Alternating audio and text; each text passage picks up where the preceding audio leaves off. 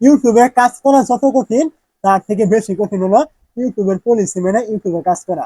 ইউটিউবের এমন পলিসি রয়েছে যেগুলো আপনি ভুলেও যদি একবার করে ফেলেন, রাতারাতি দেখবেন আপনার চ্যানেলটি হাওয়া হয়ে গেছে, আপনার চ্যানেলটি আর নেই। ঠিক তেমন আজকে এমন একটি পলিসির কথা বলবো, যদি আপনি এটা ভুল করে ইউটিউবে করেন, আপনার চ্যানেলটি 100% কিন্তু সাসপেন্ড হয়ে যাবে, কেউ কিন্তু আর ঠেকাতে পারবে না। ভুলটি কি? Repeated content. তো এই রিপিটেড কন্টেন্ট কি এবং কেন আসে এবং এটা কত প্রকার, বিস্তারিত কিন্তু বলবো।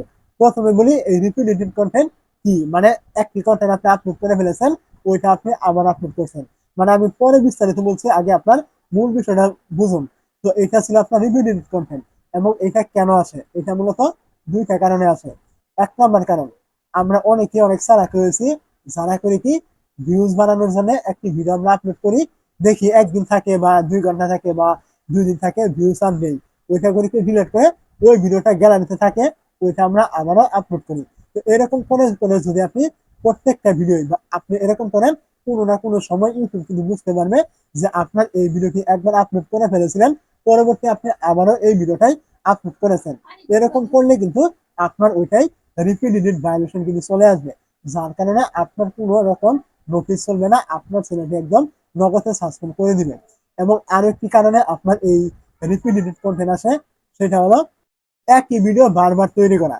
মানে আপনি একটি ভিডিও তৈরি করেছেন, মোটামুটি ভাইরাল হয়েছে, ভিউ চলে আসছে, এখন আপনি করবেন কি, আবারও ওই টাইপের ভিডিও আপনি তৈরি করে আপনার চ্যানেলে আপলোড করছেন।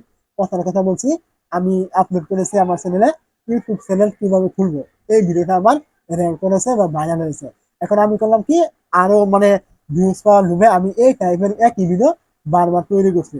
যদি আপনি এই ভুলটা করেন, তারপরেও কিন্তু আপনার ইউটিউব চ্যানেলটি রিপিটেড ভায়োলেশনের কারণে কিন্তু যে কোনো সময় কিন্তু রিমুভ করে দিবে ইউটিউব।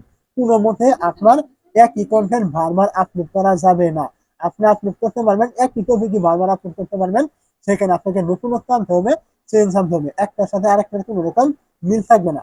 টপিক একই থাকবে, কিন্তু ওইখানে আপনার চেঞ্জ আনতে হবে। যেমন আগের ভিডিওটা আপনি তৈরি করেছেন 2 মিনিট, পরের ভিডিও আপনি তৈরি করবেন 4 মিনিট 5 মিনিট, একটু ডিফারেন্স রাখবেন।